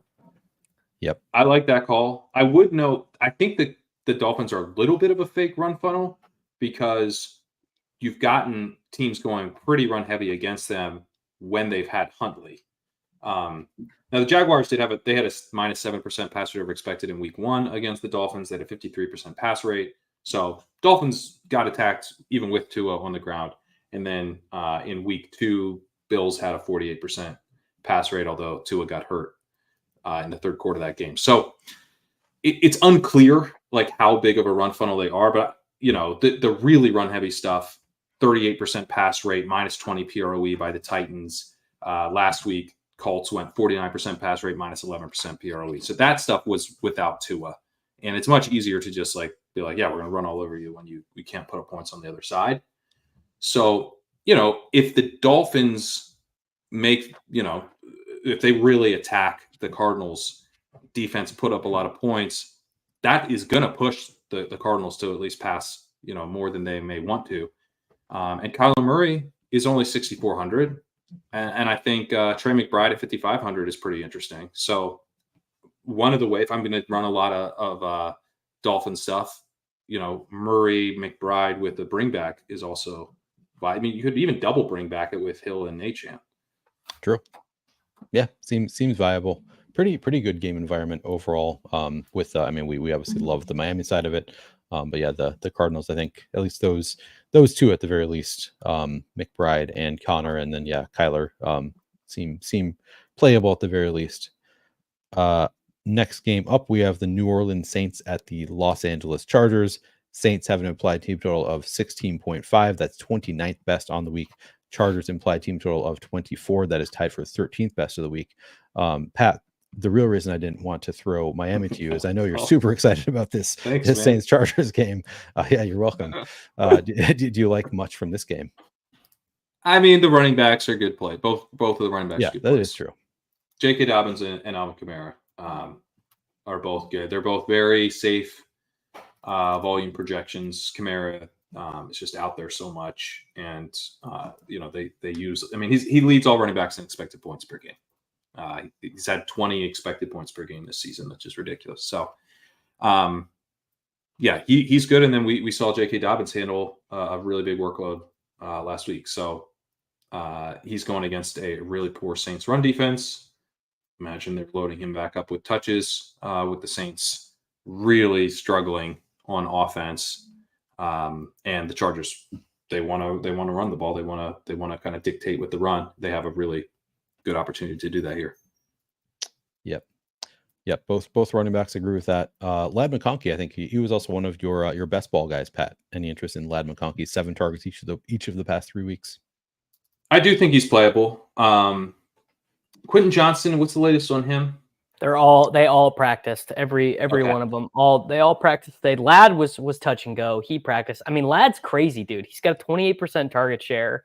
The Chargers actually like tilted positive PROE the last 2 weeks. I think probably because Herbert's foot is finally healthy, so they're not feeling the need to just pound the rock as much. I think, and Ladd is going to go like sort of like he's in a weird salary range. Like I think a lot of lineups are going to be bifurcated in expensive wide receiver, 2 cheap wide receivers, or 2 expensive wide receivers, cheap tight end, cheap. There's not going to be a lot of $5,000 wide receivers getting played. And so I think he's really interesting because of that. Yeah, I think you're right. It's going to be a lot of stars and scrubs kind of build this week, and just going to somebody like Ladd McConkey, who's mid-priced, projects really well, point per dollar. Will Dissly, the other note I had was saw 11 targets last week with Hayden Hurst out. Hayden Hurst returned to practice in a limited capacity yesterday. I'm not sure what the latest is. And then Dissly missed practice this week with a shoulder. Oh, I missed that. Okay, so Yeah, he didn't practice Wednesday or Thursday. I'm not sure about today yet. Okay, so it's one of those. If Disley plays and Hayden Hurst does not, you can play it. But yeah, right, tough to talk about right now. Will Gronk, more like it, dude. Will Gronk, yeah, right? 11 targets. That was damn. unbelievable. He popped to me too. Yeah, I mean, that was wild. Then they popped his helmet off, and you just are staring down at his bald spot, and you're just like, "My God, dude! What a man! It's incredible." Yeah, yeah. That's Good what a for him. football. That's what a football player should look like. You know, If Will Disley, like, do you think Dan Campbell's considered sending Sam Laporta straight up for Will Disley after that game? Yeah. He's like, I'm surprised he didn't sign him in free agency. I'm surprised he didn't replace Brock Wright snaps. Like, legit, I guess maybe he probably loves Brock Wright. He does. He talks about it in every press conference. It's like a bit. Yeah, that's funny. Herbert, I wrote him up. I think I went back and forth on whether I was going to write up Herbert just because he has not had any good fantasy performances yet this year. But as you say, like his foot's healing.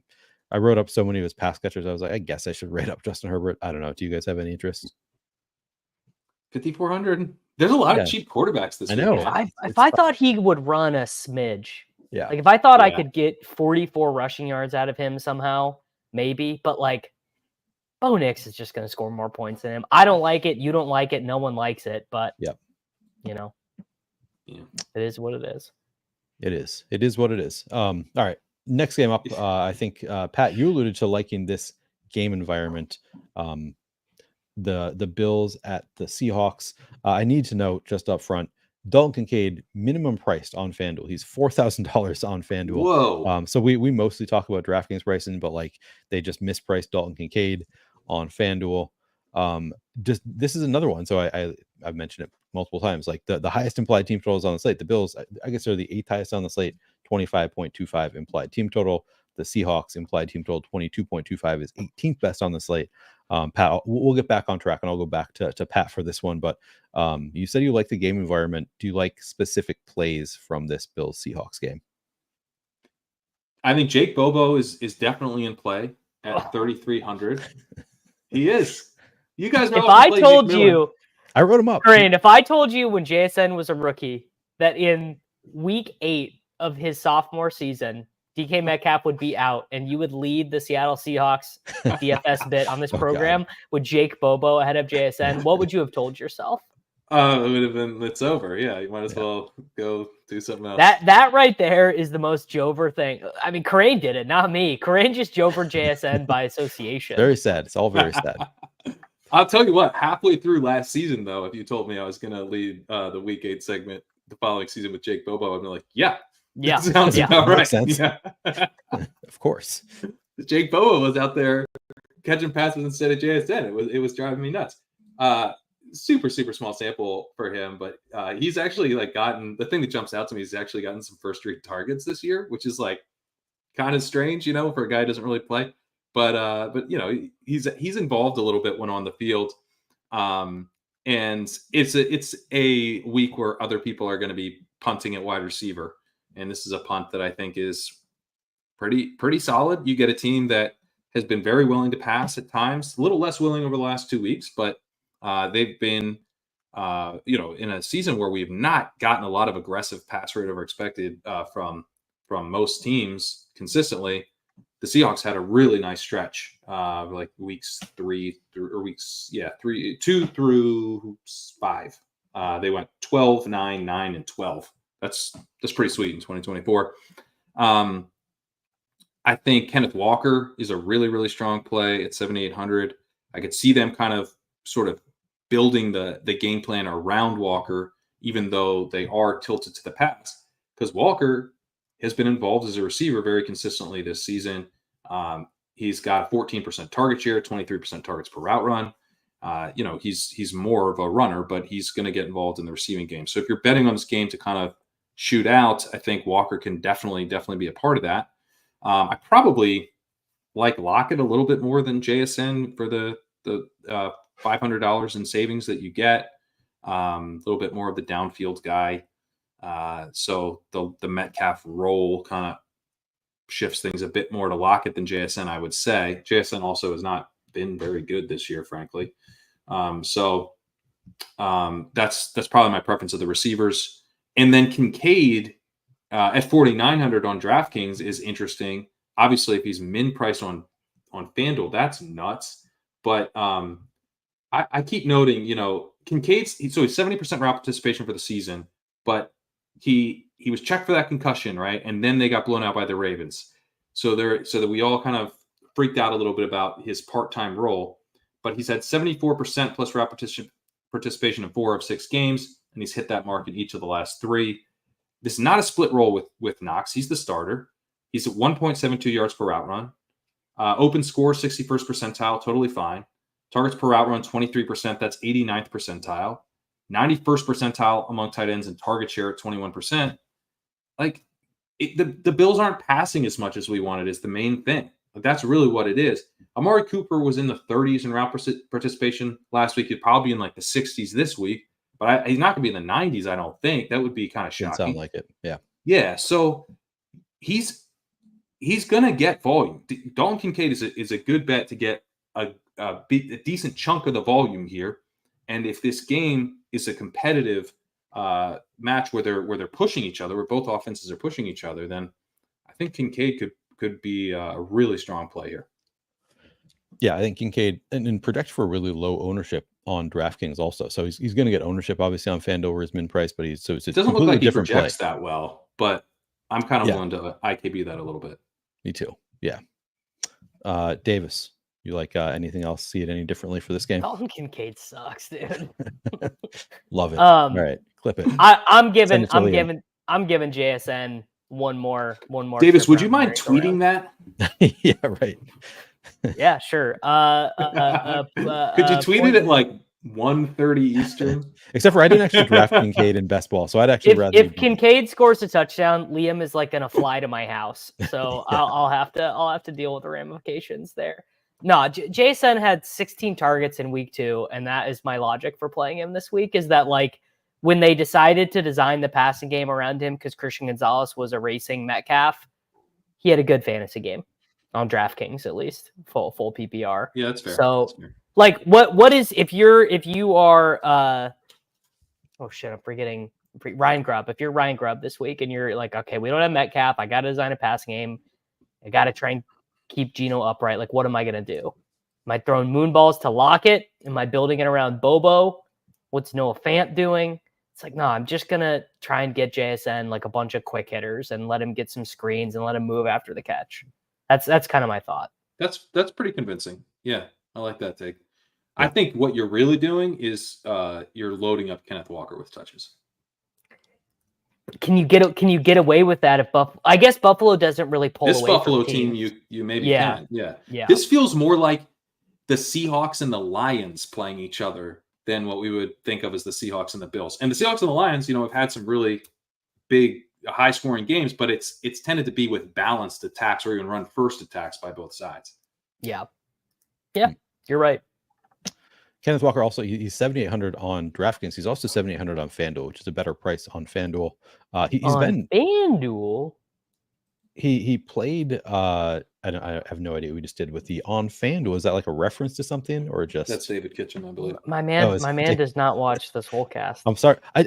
You're right. I feel like I should watch the Soulcast. I know the Gilcast I thought was a sports betting show. You brought that up earlier. I was like, no, because it's sports betting, right? But then you talked about DFS. So I just had a totally wrong misconception about what the Gilcast is. The Soulcast I've watched a couple times and do enjoy it. Just honestly, no one should watch it. It's fine. I mean, I watch most shows for the entertainment value, and it's an entertaining show. So it's very. I don't know why it has never. It's a weird thing. There's so much content in the industry. I watch, plenty of both of you, but obviously can't catch every show. Maybe I should add my rotation. Anyway, did not understand that reference at all. But yes, looks better on FanDuel. I was going to make a point, I thought, but maybe I don't have anything else on this. Oh, it's just saying that Kenneth Walker, he's like, it's a cheaper price tag relatively on FanDuel with the $60,000 salary cap. I think stack it up. You can play Kincaid and Walker. Yeah, for sure. Honestly, on FanDuel, looks good. Do a FanDuel line. Log back into FanDuel. See if it'll let me in there. Yeah, they won't. No, they won't. Yeah, they definitely won't. Chiefs at Raiders. We've got Chiefs with an implied team total of 25.5. That's tied for 6th best on the week. Raiders 16. That's tied for 30th best on the week. I'll throw this one to Davis to cover his Chiefs. Who do you like here, Davis? Kareem Hunt. Yep. That's it. Can't play you ever wanted a yet. quarterback to go 238 yards, 1 passing touchdown, 1 interception, 16 rushing yards, and to have never felt like his team was in any doubt of losing the game? Right. Yep. That Patrick Mahomes has got a game for you. Yep. Spot on. Brock Bowers is a good player. Is he even a good play against this defense though? I think so. Just for targets and what he can do after the catch. Yeah, I mean, like obviously he is a good play, but like McBride in that potential shootout, or Bowers when his team is like maxing out at 17 points.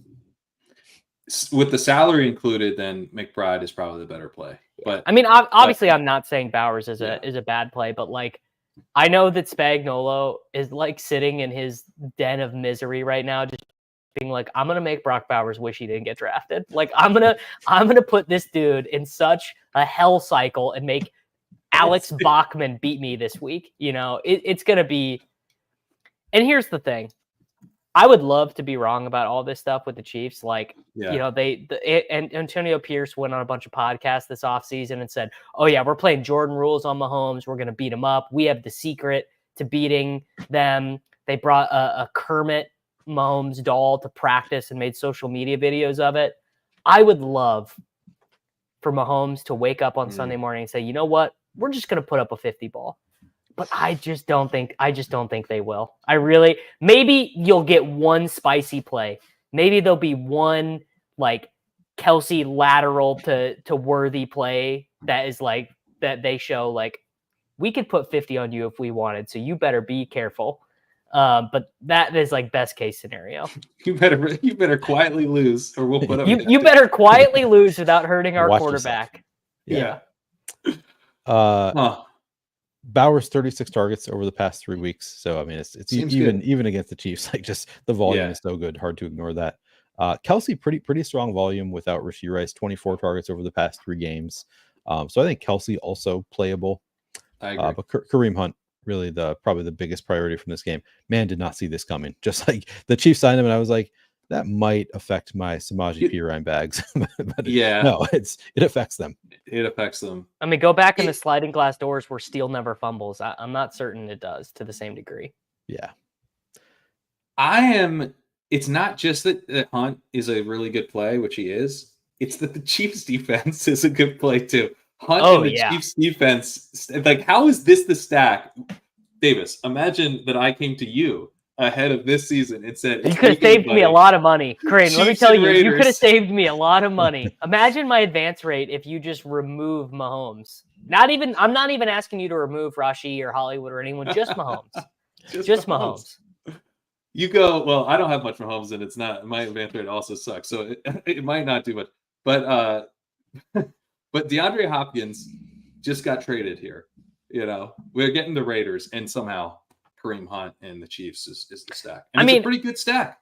Yeah, Hopkins might get 12 receptions this week again, just to prove a point. Like if the Chiefs are in point proving mode, they might be like, buddy, we gave Juju Smith-Schuster 7 for 130. You think we can't get Hopkins in the building and have him looking like the best wide receiver in the NFL? To all of that, which is to say, the Chiefs don't really seem that interested in proving points this year. No, they're just interested in Super Bowls, which you don't do right now.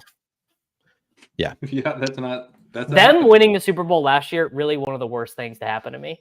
If they lose that game to the Bills, do you know how hard they're turning up in every game this year? Oh my God, they're putting up 40 every week. Mahomes is like throwing, they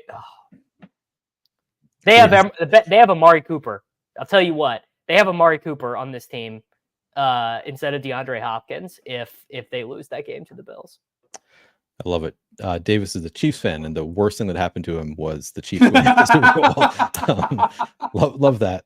I will say, Davis, we did the Pat. I don't know if you've played this game, but I created the game of check how many teams you have without catastrophic injuries using BBMDB. You can put all the the players that are out for the year Chris Godwin and Rashid Shaheed, put them in as not rostered players and search your lineups that don't have those players. Davis, not as bad as I thought. I thought you were going to be like 5 teams that don't have, because you have so much Rushy Rice, Hollywood Rushy Brown, those 2 in particular. I thought you were going to be like no teams that, and you were actually pretty close to me. So your well, because if I don't have a Chief, then I like my Chiefs are like 4 Chiefs on a team. Yeah, right. So you're just stacking a lot. Yeah. Which is why we stack, I guess. You just can make need one, Neil. That's what I've been told. That's what you need. You need one. When they said you just need one, I didn't mean just advance one. Just to advance out of round 1. You just have to advance one of the 150s. You just have to advance one. Pat, what was your advance rate the year you won Best Ball Mania? Do you remember? It was like, I think I had. I'm mixing up the 2. One I had. No, I think I advanced like 30. I don't know the answer for the record. Yeah. No, I know, but I think I advanced like 30 teams at round 1. But I only had 1 team make the finals. Yeah, so, I mean, 1 team making the finals is really good though. Like that's what. Yeah, I think I had 4 semis. I think I had 4 semis each of the last 2 years. Okay. Yeah. But Liam, I know had a below 12% advance rate the year he won. Like it is possible. So you just need 1. It's very possible. You just need the 1. All right. Anything else on this Chiefs Raiders game? Okay. No, unfortunately not. No. All right. I wasn't looking at you, so okay. Panthers and Broncos. Panthers implied team total of 16. That is tied for 30th best of the week. Broncos implied team total is 25.5. That is tied for the 6th best of the week. This is kind of an interesting game for one of these teams. Pat, what are you doing with this game? I mean, Javante's a pretty strong play. Like the Panthers can't stop anything. But so the Panthers can't stop anything, but the Broncos have been pretty leaning toward, they've been leaning toward the pass a decent amount this year. So you're like, all right, this is a spot. Maybe Peyton is going to really put this in Bo Nix's hands. Bo Nix has played a little bit better recently. He can run a bit. So I understand, we're excited about Bo Nix a little bit. But the Panthers suck on offense. Like, they suck so bad, right? They're going back to Bryce Young because Andy Dalton sprained his thumb. So you're getting Deontay Johnson out this game.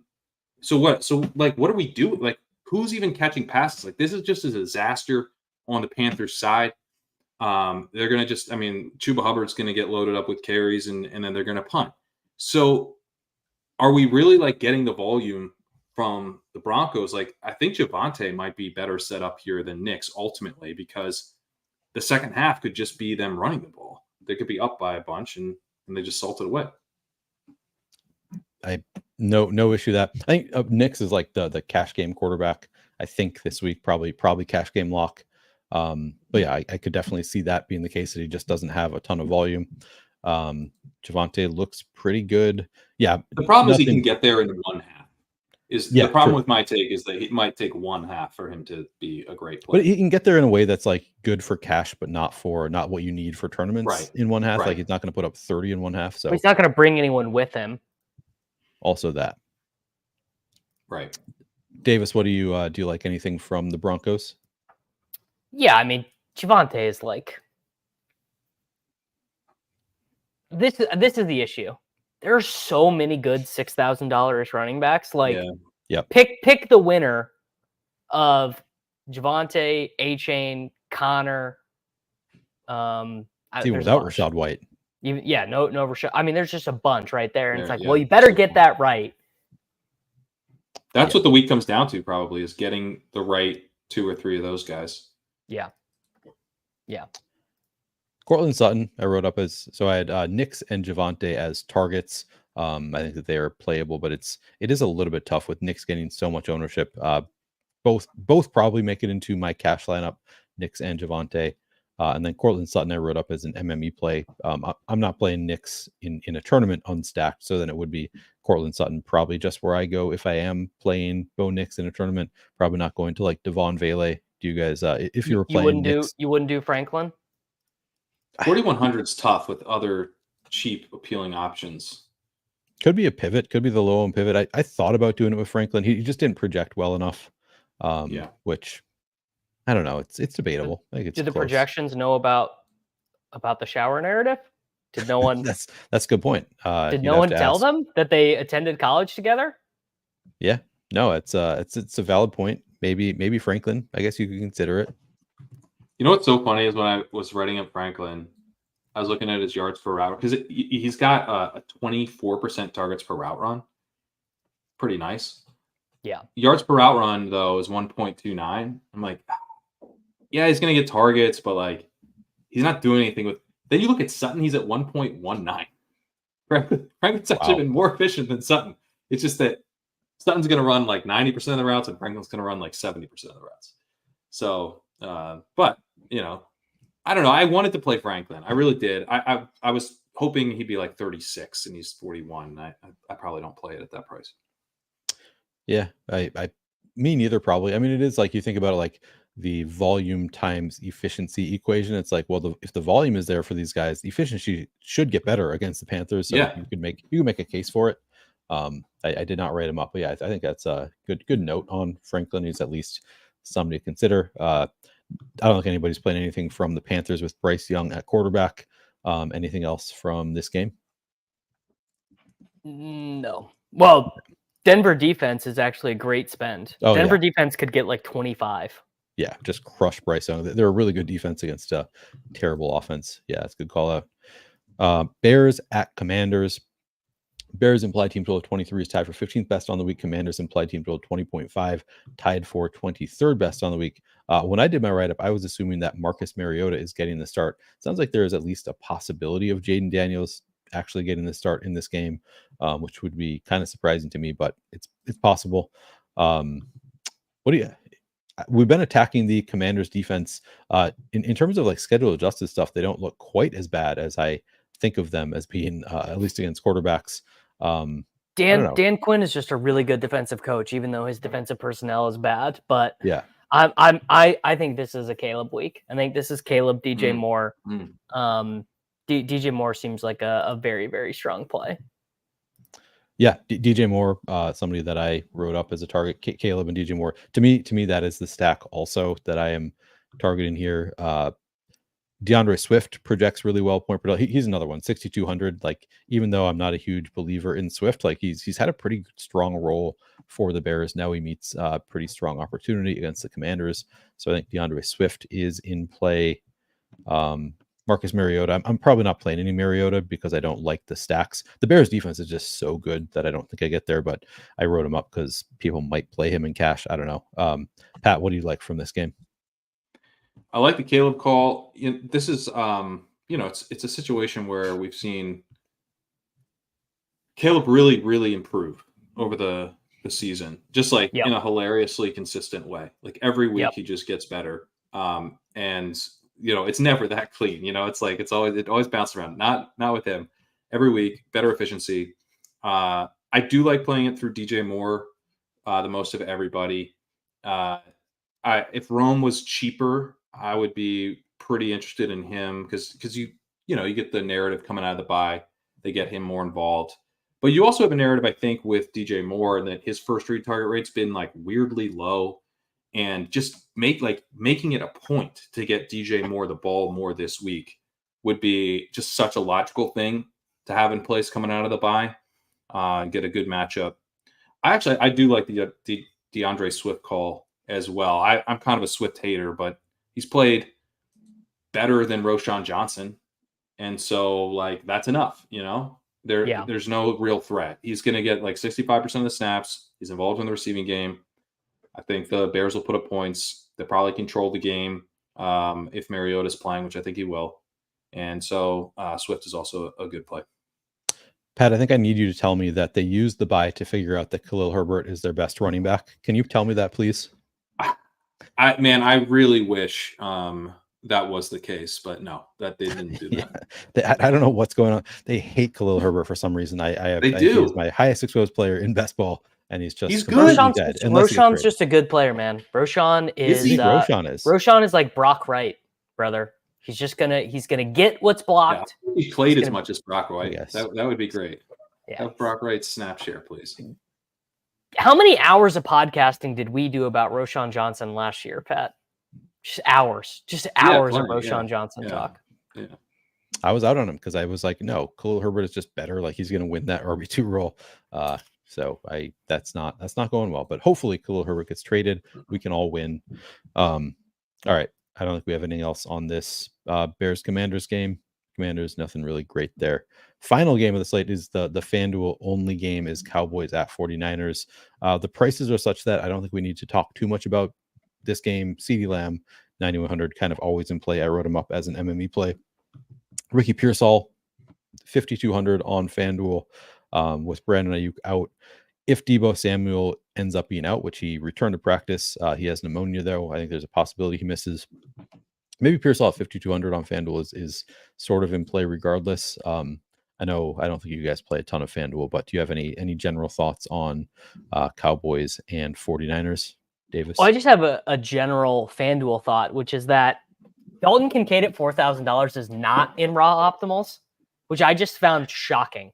I thought I was like, wild. That is the weirdest thing ever. And then I was like, well, is it that weird? Is it that weird? Would Jack Stoll show up in raw optimals? Would $4,000 Dawson Knox show up in raw optimals? Would though, dude.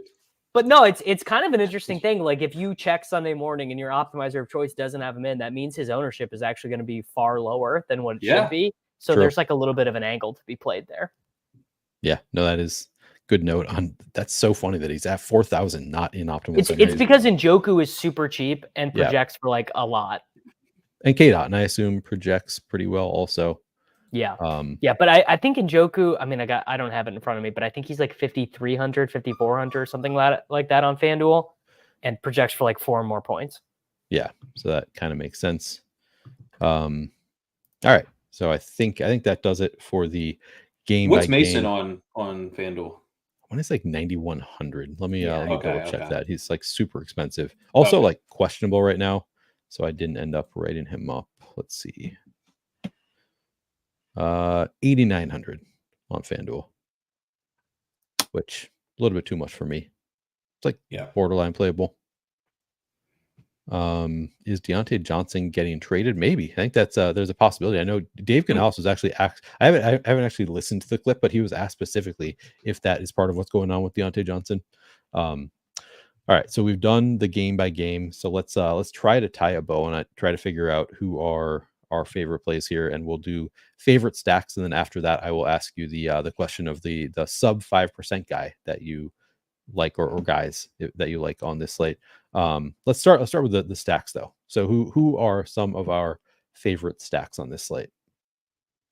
Burrow, Chase, Love, Reed, Yeah. Caleb, DJ Moore is probably my favorite right now. Tua, Tyreek, potentially with Achane as well. Kyler, McBride, and then you do Dolphin stuff on that as well. And honestly, Rodgers and Adams, I think I'm at least intrigued. I may not end up playing it, but that one is intriguing to me for sure. I have no disagreements with those named. I mean, I didn't write up either of Tua or Rodgers, so they're not like some of my favorites, but the others are all some of my favorite stacks. I would throw out Jameis Winston. To me is kind of my like weird contrarian play that I like that above the field on. And probably with Njoku, but also maybe Tillman in those could even double stack with Jameis. I think that one's really sharp because like how much do people really stack it? You know, like they're going to play a one-off Tillman, they play a one-off Njoku, but like I doubt you Tillman can be 20% with a 3% Jameis. Yeah, totally, easily. Yeah. And with Njoku, like I don't know that those two get played together a ton, maybe some without Jameis or with, but I like that. Favorite plays sub 5% projected ownership. I mean, Jameis is one of those. DJ Moore. Yeah, DJ Moore, super Grant Calcaterra and Alvin Kamara. Kamara is the all-time. We've learned better than this in DFS. Like the best plays in DFS are kind of like inefficient players, inconvenient truth players who get the ball a ton. Yeah. Like Alvin Kamara now is just Najee Harris, basically. Like think of them the same way. And Kamara's going to get the ball 22 times if this game stays close at all. No one's going to play him. What about Derrick Henry? Where's Derrick? Everyone's living in the sixes, in the 6,000s at running back. You're gonna make going up and playing Derrick Henry a priority? He's projected for more, like over 10%. At least the projection source I'm looking at. I was seeing 5. That's what I thought. Okay. Jake Bobo, gotta throw him out there. Incredible. I mean, hey, let me just get off all the chalk punts and play a low-owned punt. If Jake Bobo scores more points than Cedric Tillman, Sterling Shepard, Jalen McMillan, Trey Palmer, Elijah Moore, you've gained millions of dollars in equity. I'm not even kidding. Right. You have owned the field so hard. It's unbelievable. Really depends on how much he scores, and if he scores 9, he's the highest scorer of the group. Doesn't really do that much for you. Right. But all those dudes are going to combinatorially. One of those guys I just mentioned is going to be on 85% of teams or something. Yeah. Yeah. Well, they could put up, a max of 8 points and he puts up 9. You don't really gain that much, but yeah, I understand what you're saying. You could gap the field if he has a big game relative to those. Certainly. I'll say Devontae Adams as well. He's not going to be owned. James Conner, the site I'm looking at. So, I mean, obviously we're all looking at different ownership projections, but the one I'm looking at has James Conner sub 5%, which I think is pretty intriguing. I'm seeing him sub 10. So yeah. What about Josh Jacobs? He's in the 5 range. Jacobs is a great play. We didn't even mention Josh Jacobs against the Jags. I mentioned him. No, I wrote him up, so I meant to, but okay, all right, sure. That's good call out. Let's see. Around 10% ownership. Yeah. Here. Yeah. So yeah, I mean, many strong plays on this slate. Let's do a favorite value play too. Just 3,500 or lower. Who do we like the best? J-Mac or Tillman for me. Why am I blanking? Hey, give me a second. I'm going to filter my spreadsheet because it'll come to me. Well, I think we really should just choose between which of those guys. The value wide receivers are the really important ones. Yeah. Right. I think Tillman is the comfiest of the plays to me. Yeah. He's 3,300. He's on a team that's been weirdly willing to pass.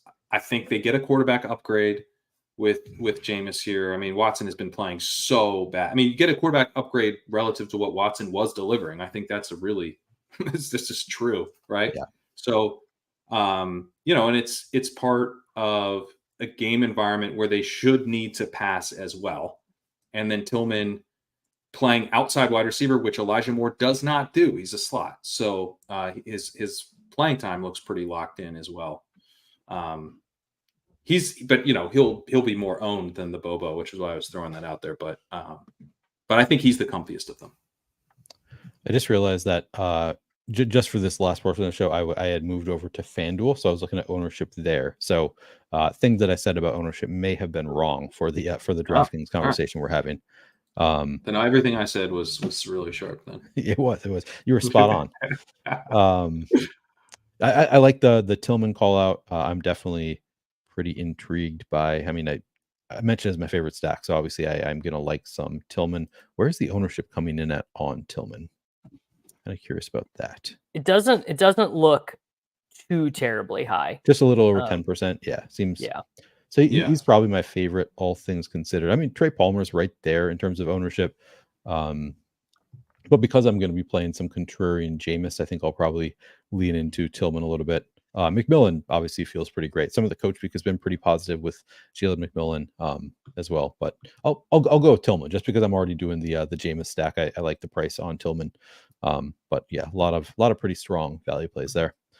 Can I ask real quick, what do you guys think about tight end this week? Because we have such a gigantic chalk piece with Cade Otton, who, I mean, even with a ton of ownership, I think is still playable. But it's just like we know so much of the field, like maybe half the field in small and medium field stuff will be filling their tight end spot at 3,500. And that's going to lead to like a certain type of lineup. Right. What are you guys kind of planning to do? I'm going to be under 35% KDOT, and I can say that with some certainty. That's just a little bit too much. I mean, Njoku, just paying up for Njoku, he's lower ownership, sub 15%, feels pretty good for 5,100 Njoku to me. I think Evan Ingram, pretty interesting. It's not a slate where I'm going to have more than like 20% of any tight end would be my guess. But I'm not 100% sold on that. I like Bowers. I like Kelsey. I don't know. Davis, what do you think? I do like Bowers. I do like Kelsey. I do like McBride. I do like Njoku. It just feels like a good week to just spread it. Like I normally make like 5 to 10 teams, and maybe I just do a different team on a different tight end on every team. Yeah. Yeah. I do like Jonnu. It doesn't flip the build. You're paying $100 more, so you're right down in that range. But I do like him. I like, yeah. And then I think Hunter Henry, we didn't really talk about, but at 3,800, I think is another guy you could move off the chalk piece for. But yeah, I don't know. I guess I haven't really built a ton, and I'm like, in theory, McBride, Bowers, Njoku, Ingram, Kelsey, like all those guys are good plays. But do I get to them with the salary I have left? So I was kind of lukewarm on the Pitts call, but at 4,400, I could see him maybe being a bigger part of what I do this week than I would have originally thought. Yeah, the price is pretty nice there. Like he's sort of in that no man's land where it's like you either pay up or you pay down. He's like 4,400, kind of a different type of build maybe with Pitts. Right. And coming in at pretty low ownership too. So that's kind of an interesting one. Tucker Kraft right there at 4,600 too is kind of intriguing. Dalton Schultz 4,100.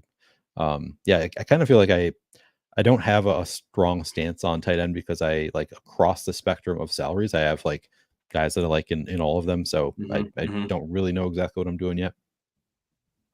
Yeah. All right. But I feel like you don't have to eat that Otten chalk. That's like my main. Yeah, exactly. I think that is the biggest thing. I'm ready to die on the, K Dot and 8 for 110 yards and 2 touchdown game. Like if that happens, right. I'm just dead. Right. Week 9 is only a week away. I'm willing to risk that for sure. What else do we have coming up? So we're nearing the 2-hour mark on the show. Davis, what do you have going the rest of the weekend? Where can people find you? Yeah, you can get all of my stuff over on my YouTube channel, youtube.com/Davis_Matic. You can get directed to all my content there. Nice. And Pat, how about you? LegendaryUpside.com. A lot of the notes I've been referencing are from the walkthrough. I'm very excited about the Dolphins, as everyone is clearly aware. But that game is above the paywall if you want to check out what I wrote about the Dolphins in more detail. I also narrate the walkthrough for paid subscribers in a private podcast feed, which is helpful because it's like 15,000 words this week. There's way too much to write. 13 games in the middle of the season. I mean, come on, NFL. But LegendaryUpside.com got weekly rankings, rest of season rankings. The Monday night and Sunday night games, Matt Irby writes up in an article called The Quick Slant. Steph Miller has her waiver wire article over there. So check it out, LegendaryUpside.com. And I will have, I've posted my tournament article is already up at 4for4. So you can get that just at 4for4.com on the DFS tab. I'll also be doing a cash game write-up for 4for4 as well. And then every showdown slate, I do a breakdown right when an active's going about 90 minutes before lock on my YouTube channel, The Flannelverse. I spend a lot of time on those showdown slates. So if you are interested in you DFS get a lot of views showdown, on those showdown I do well. slates. Yeah. Like shockingly relative to like my best ball stuff. I was like, oh damn, okay, it's just my niche. It Nice. has always been kind of my niche, and it's working out for me. So at least I got that going for me during the season. But yeah, I spend a lot of time on those. So if you're interested in showdown, check those out. But also just get all this 4for4 stuff. The prices have come down at 4for4. I should mention they reduced the prices across all of their different products. So if you want to check out 4for4, look at the price on those. They've been reduced significantly for the remainder of the season. I don't know if we have a specific promo code for this show. I should probably use that one instead of my own personal promo code when we're on the show. But if you can't find one in the description of this video, then check out my Twitter. I've got one there as well for 25% off. All right, that is going to do it for this show. Thank you guys for watching. Thank you, Pat and Davis, as always. Good luck this weekend, and we'll be back next Friday.